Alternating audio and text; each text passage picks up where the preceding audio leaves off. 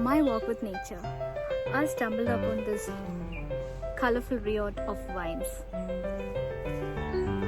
See the splash of nature's colors. So these are red morning glory. These are creepers, and they just grow on deserted lands or in any of the trees. These are like creepers. The scientific name is Epomia hedrifolia. So this belongs to the glory species, and the colors may range from red, lavender, blue, white. There are many. Most of the morning glory species are fatal or dangerous, but these are very attractive to birds because of the colors.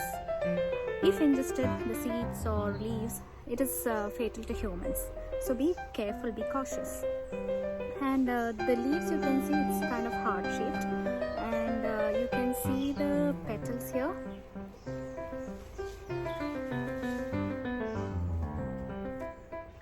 And these are the buds.